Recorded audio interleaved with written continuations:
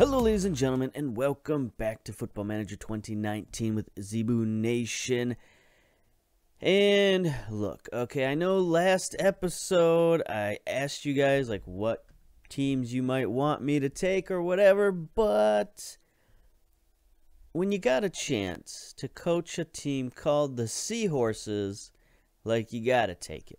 You know what I'm saying? You gotta grab onto those reins with both hands. So we will take charge of the Southern California Seahorses, a move which has surprised many in the game. Zebu Nation Jr. has departed his post at Michigan State to become the new head coach of the Southern California Seahorses, an incredible number of tiers below the Spartans.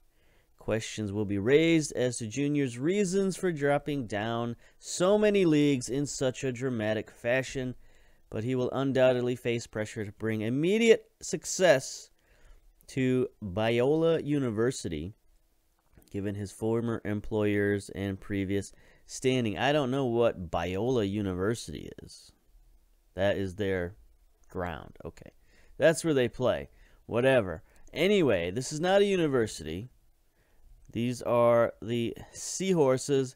They are 7th in the USL League 2 Southwest Division.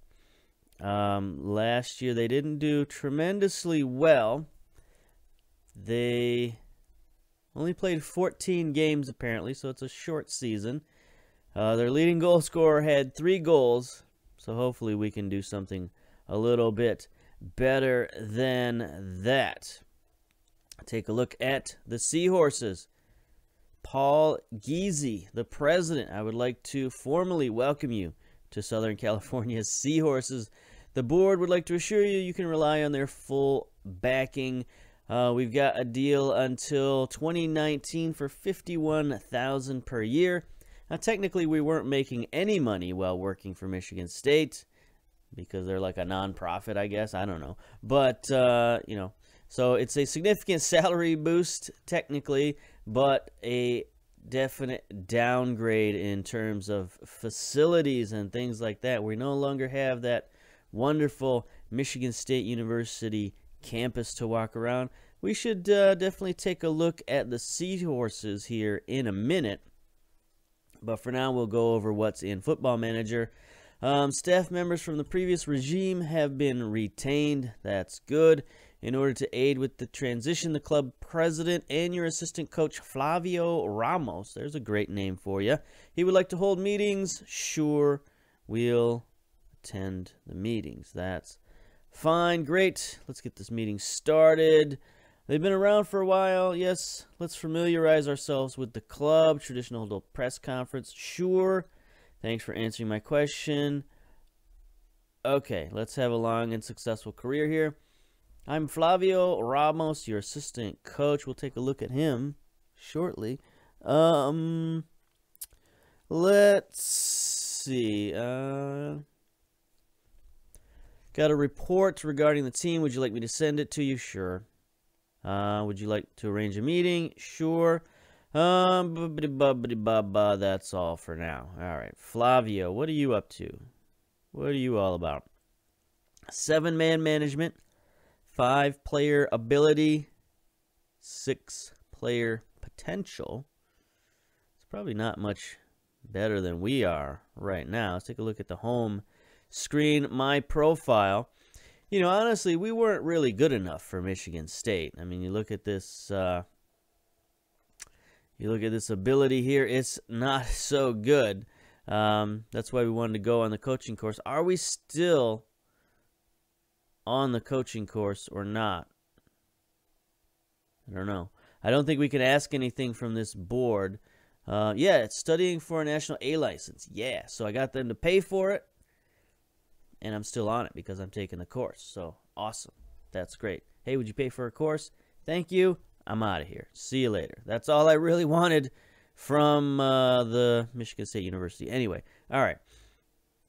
Having taken a job, revisions of this list of subject, get out of here. I don't want to talk to any of those people. All right. So Here we go. This is what I was looking for. Founded in 2001. Southern California Seahorses are a semi-professional American club playing USL League 2, looking to build on their mid-table finish last season, I guess, if that counts as mid-table. Anyway, club play their home games at Biola University and possess below-average training facilities, poor youth facility, basic junior coaching, limited youth recruitment network. Club is affectionately known as the Seahorses. Although the Seahorses are enduring a 12-year barren spell, having not won anything since 2006, the club still have a history which they can be justly proud. They won the American 6th tier for the one and only time in 2006. So that is our lone championship, USL League 2 Southwest Division champions in 2006. We looked at Biola University. 1.5-star training facilities with half-star youth facilities. So the board isn't really interested in using the youth facilities at all. They would like us to sign young players for the first team, but we do not have a youth team per se. So we're just going to have to sort of find guys out in the wild, and, you know, I'm fine with that. The board also wanted me to... In order to help you get started shaping the squad you've inherited, draw your attention to the scouting center. Sure. We got a $20,000 scouting budget. Okay. So, speaking of budgets, that's one of the things they wanted me to do. They wanted me to make sure I stayed within the budget, and let's see what that budget may or may not be. 0 transfer dollars. That's to be expected. Payroll. $35,000. We're currently spending $53,000. I don't know. That seems like a lot to cut out of a budget from a team like this. Let's take a look at our squad. Registration here. Obviously, you know, salary cap impact isn't going to do it. Our guys have no salary. Everybody's out of contract, and yet we're paying $53,000. So I don't know what to do about that. Let me look at the finances again. $35,000 per year.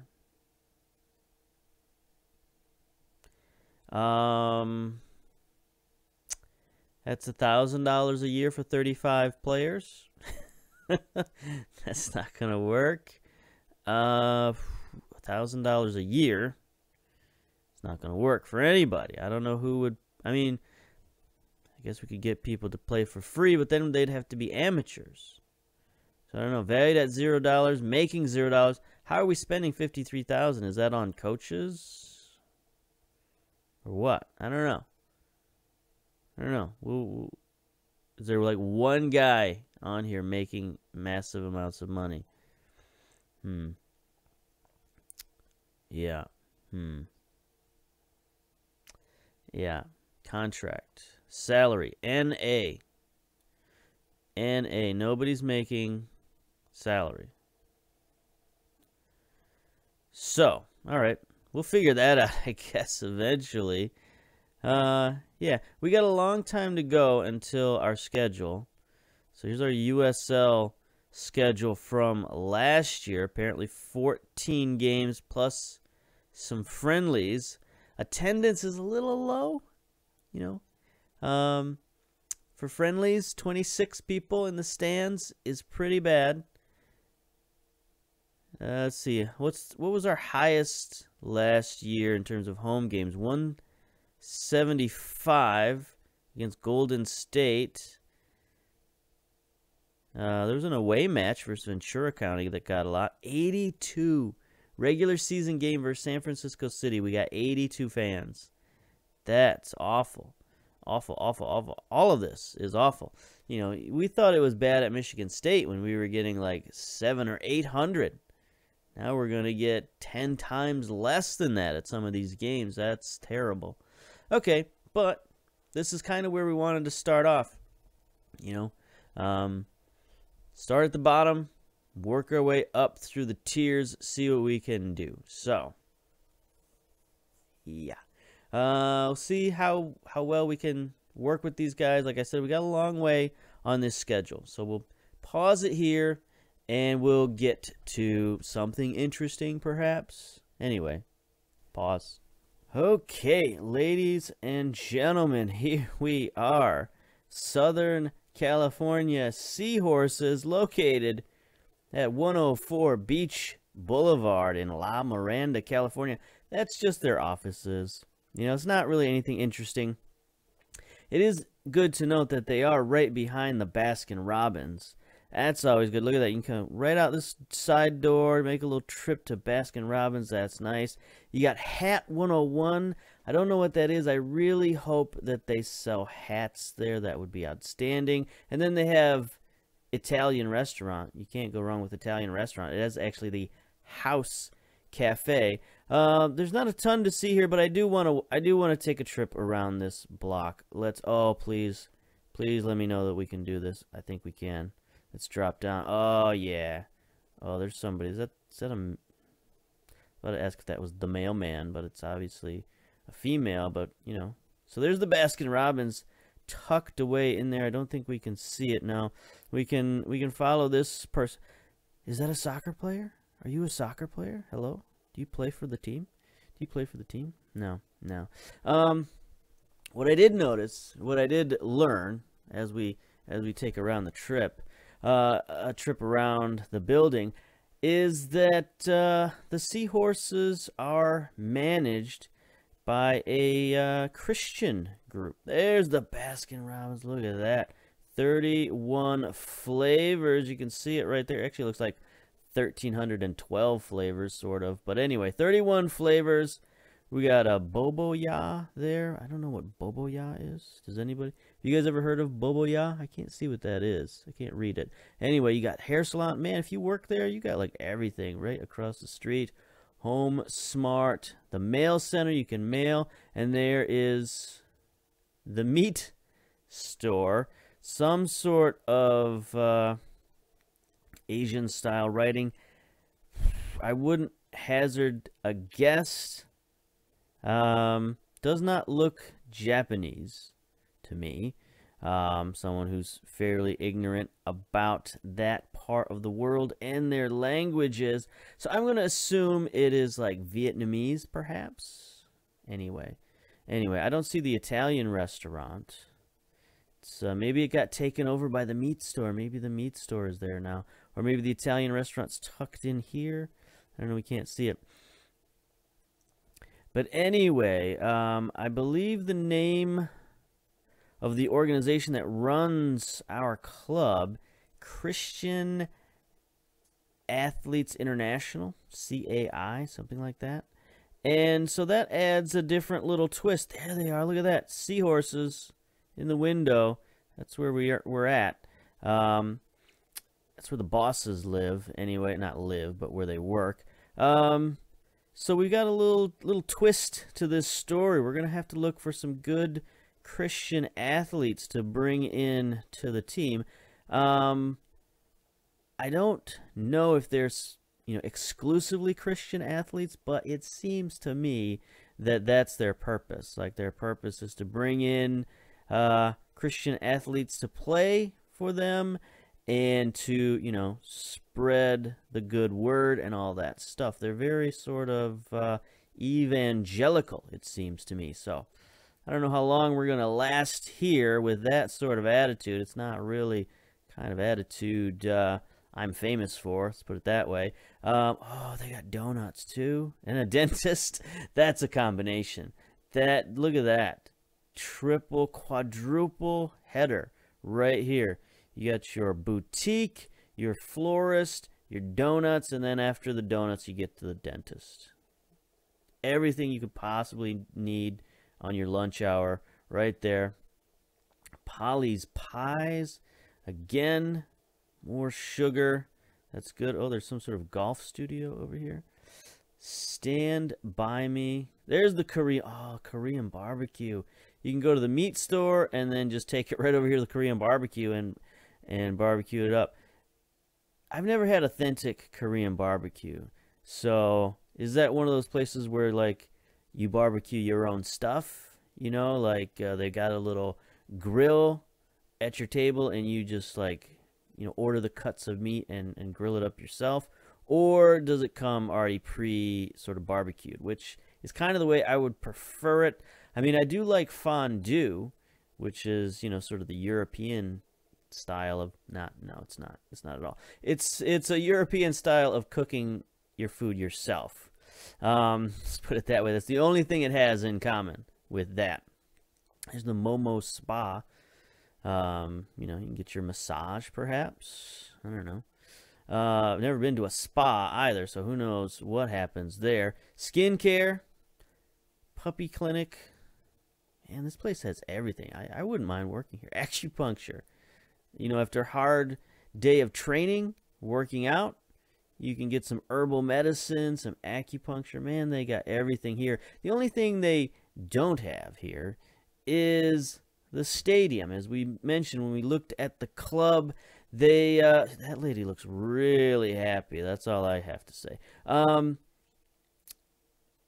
The stadium was not owned by the club. It was at a university. Now, I looked on their website, and they actually play at 3 different places, including a high school for some of their games, but we're going to focus on this university here, Biola University. I don't know if that's how you really pronounce it, but here is the campus of said university. It is, according to their website, a private Christian university in Southern California. So it sort of meets all of their criteria. It's Christian. It's in Southern California. They have a soccer field. Let's do business. But here is the campus. It's actually a pretty neat looking campus. Like, it's pretty big. I did not expect it to be this big. I expected it to be, you know, more of a high school type campus where everything was just sort of in a, you know, 1 or 2 buildings.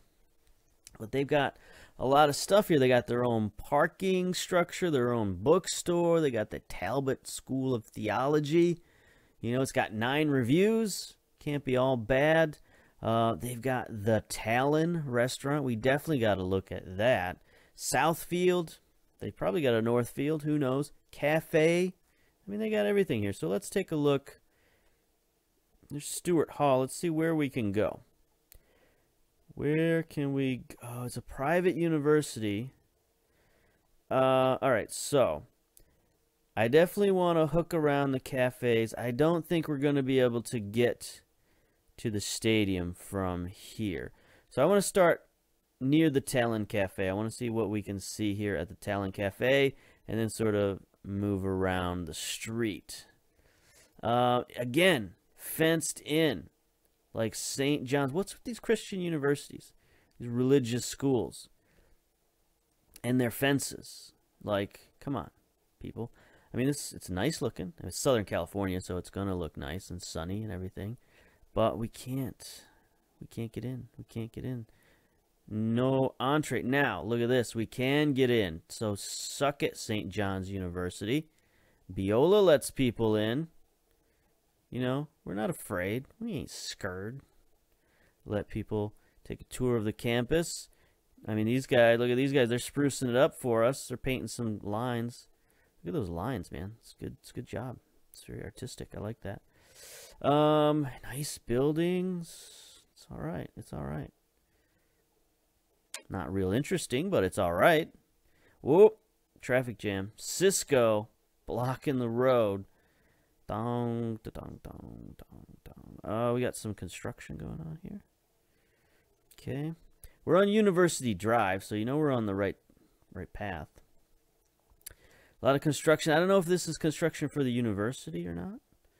Got some ped crossing here on University Drive. Yeah. I think we're... Look at that guy on the signpost. Poster boy, apparently. Again, very clean. It's almost too clean. Let's see what this guy's up to. What are you up to, sir? In the parking Lot E. Oh, here we go. We got a stadium tour here. Is this as far as we can go? This is as far as we can go. There's the baseball stadium. But we cannot go around. We can go this way. Oh, no. We're in trouble now. Again, more paint. They're trying to hide something, I think. They're covering up tracks. Who knows? Who knows? That's nice. That wall of flowers next to the garbage bins. I like that. That's fun. No, dead end. So the Google guy came here, got trapped, and he was never seen again. Never heard from again. He's locked in a storage container here, and he ain't getting out. Sorry, Google man. Sorry about that, Google man. All right, let's oh boy, let's go. We want to go this way towards the stadium. Oh, there we go. There's some students, perhaps, most likely. Yeah, they look like students. Oh, they're all the same. They've got clones. They have clones. Look at this. Look at this girl right here. She's there. She's there. Her friend as well. Double, triple, triplets or clones. You decide. You decide. The world may never know. It's nice. It's nice. Again, it's nice. It's all nice. It's nice. It's too nice. Too nice. Too sunny. Too bright. People are probably too happy. You know, it's like one of those science fiction television shows, Twilight Zone, something like that, where everybody is too happy. They're so happy that it's sinister. Like, look at those poles. What are those poles doing blocking traffic? No entry. Look, some of them are bent. People have been trying to break their way in and or out. They can't. They can't exit the Biola zone. Never say that again. Pedestrian crossing. We shall do that. Okay. They disappeared. Okay. Fast walkers. Let's follow this lady in the ped lane, I guess. Nope, she disappeared too. Back that way. Okay. It's a nice campus. We've said that before. That's pretty much all there is to say. I want to see if I can see the stadium. So let's back out. Oh, there's Alpha Hall. Ah, I just opened a window. Get out. Stop. Let's go back. Let's go back. Are there any sort of pictures or anything we can click on to take a look at things? First of all, the Palms. Sugar and Cream Cafe. No. University Drive. The track and field. The stadium. What do we got here? We got a picture? Yeah. You know. It's guys on a field running around. That's a nice view. It's not Lake Michigan, but you know, it's nice. It's nice. Can we go in the field? No. So this is the view from the road, La Miranda Parkway. It's not too bad. It's another one of these raised stadiums with stuff underneath it. Is this, you know, the only other place we saw this was St. John's University, which is, of course, that's a Catholic university. I think. No, not Catholic. Anyway, it's a religious school. This is a religious school. Raised platform. Are they trying to raise up their athletes? Is that the symbolism, the symbology of it?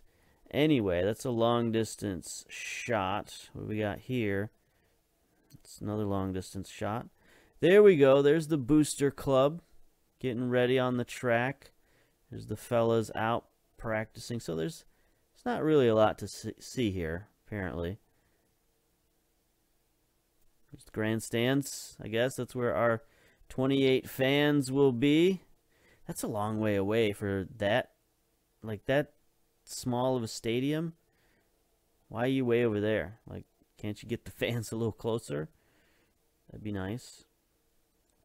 I mean, I guess they could hang out at the booster tents. That'd be fine too. You could even sit on the bench. I mean, for all the fans we get, sit on the bench. It seems like this place would be a little hard to get to. It's like, you know, behind the fences and stuff, and like, you know, you gotta figure out how to get here. There's a seating section. I don't know what this is. Is this the ultras? Is this the student section? I don't know. You got people lined up here. You got, you know, a decent sized crowd there. That's okay. It's okay. We'll take that. But we do need some more seating. Oh, a night game. They got lights and everything. That's okay. Oh, there's the parking structure right there. So I guess you could drive in parking structure. That's a pretty good crowd for a night game. The weird little booster section here is mostly full. Yeah. So anyway, DeMartin Stadium, it ain't. But it's okay. It'll do. And yeah, that's going to do it for this. I'm going to get back and talk a little bit about the rest of the season, and we're going to bone up on our Bible studies, I guess. So anyway, we're going to pause it here and come back. Okay, we're back, and you know, some things have happened. We've only gone forward a few weeks. It's now January 3rd. The calendar has turned, and you know, some strange things have happened. We did get our new schedule and stuff like that, so we can take a look at our competitions now. We are in USL League 2 Southwest Division. The board is expecting us to finish around the top of the league. That's pretty high expectations. Now, some things that will aid us in that expectation is finances. Our finances are pretty good, very good. Overall balance, $658,000 in the bank. Transfer budget of $486,000. That will allow us to increase this payroll, because $43,000 a year is really tiny. I mean, we don't know how much money we're going to make as a club, but we also had something that throws any of those calculations we make out of whack. Let me see if I can find the email. It was, I believe, a January 1st email. Yeah, so California Seahorses receive $800,000. They will receive $800,000 for USL2 TV rights over the upcoming season. I find that highly suspect. Very doubtful that this league would be put on any sort of television sets. I mean, we're getting to some games less than 100 people, less than 50 people to some of these preseason games. I don't think anybody would put that on television. I doubt USL League 1 is going to be on television, much less League 2. Correct me if I'm wrong, but you know, we'll just chalk this up. We'll say that there have been some investors who've come in and thrown money at the league, and they decided to divide that up amongst the teams just to make sure everybody's solvent, everybody's got budget. You know, if we get $800,000 every year, this league's going to go places. I mean, this is going to be a pretty competitive league. We'll see how that works, but I don't know. We'll just think of this as maybe a one-time payment for now, and you know, not go hog wild and start buying players for all kinds of money. But we will improve the budget, definitely. We'll see what kind of players we can get. You know, maybe we can improve the scouting budget and actually find some players. I'm bringing in some players on trial right now, still acting like this is a very tiny club, because it is a very tiny club. But, you know, with this kind of money, we can do some improvements on this team and make our life here a little better. Now, maybe we're not going to stay here forever, but, you know, obviously we can't move up divisions because there's no promotion or relegation in the USA. We can at least improve this team and improve our time here, Gonna take us a while though, because early in a contract like this, we're not allowed to ask the board for anything, or they'll just say, no, you haven't been here long enough, so there's no point. But, you know, with this kind of finance, we could do some stuff. So, referring to the schedule, we'll take a look at the schedule. It's not a lot. It's not a big schedule here. We don't have any real big tournaments. I don't know. They haven't announced the U.S. Cup yet. That will be a big tournament for us once it arrives. But for now, I've just brought in a bunch of friendlies. I don't know. These first few friendlies here are against local clubs. That's fine. But then we got a bunch of away matches against bigger clubs that will bring in even more money. But I made those friendlies before we got that 800,000, so I was just looking at improving the budget that way. But I guess we don't need to do that anymore anyway. It's still good financial sense to take some of these big matchups and get a big paycheck, but I don't know. I don't know if it's necessary now. Anyway, that's our schedule. The team is looking a bit weird. I've imported over the Michigan State Z formation. And I think what I'm going to do is with each new team I take over, I'll import in one formation from the previous team, and then I'll build a new formation for this team. So this is the Z formation we got. We got some interesting players, some players who are very good for this level, like Stuart Jackson here, 26 years old. Now, when I say good for this level, this is a very low level. Now, this guy's a great locker room dude. He is an outstanding leader for the team. He's got leadership. He's got determination. He's got flair. So, you know, he's a very exciting, energetic leader for the club, and that's outstanding. But he doesn't bring a heck of a lot else. I mean, he does have a little bit of pace and athletic ability. He's not strong or can't jump. His mentals, other than those I mentioned, aren't very good. His technicals are atrocious. Other than first touch is kind of decent, and technique is kind of okay as well. But this is what a 4.5-star player looks like at this level. So I don't know how long I could take playing at this level. I mean, we were just playing with college kids who were 10 times better player than this guy, and he's 26 years old. So that shows you the real level discrepancy we're looking at. I mean, we had a 15-year-old playing for Michigan State who could probably beat everybody on this team 1 versus 11. I mean, like, he's that much better than these guys. So it could be a long season. We'll see. Jim Sosa is probably our next best player, 28 years old. He's a little better in terms of all around. You know, his attributes look a little more well-rounded, but still not really a ton to look at for this guy. 9 vision is okay.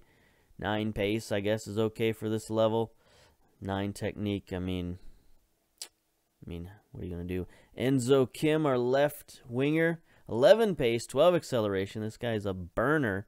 10 work rate, so that's good for a winger. 10 technique, so he's got double figures in attributes, or at least a few attributes.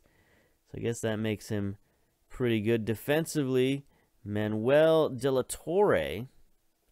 He's also a 4.5-star player. Let's not forget, 4.5-star player.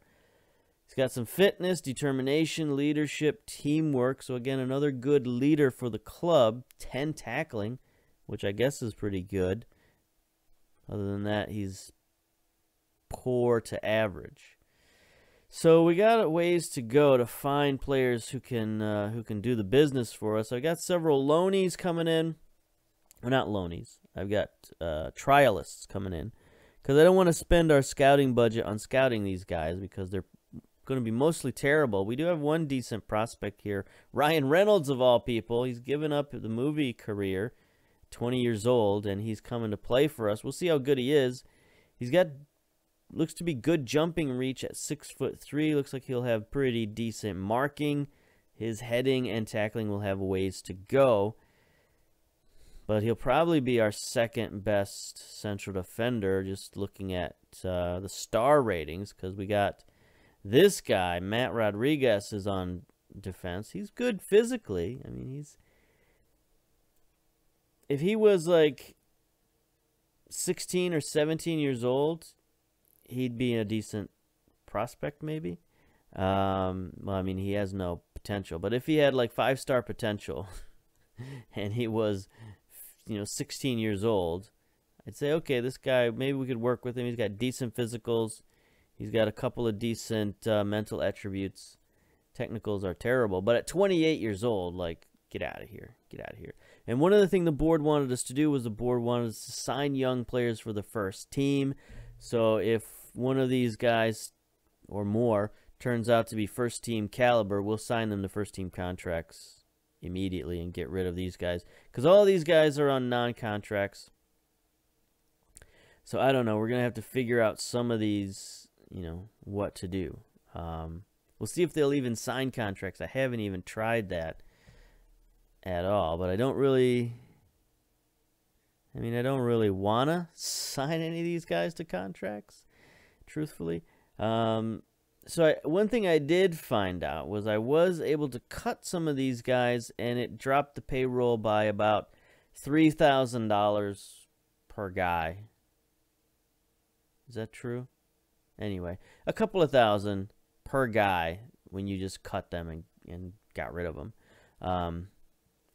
So that's pretty much what they're making, these handful of knuckleheads.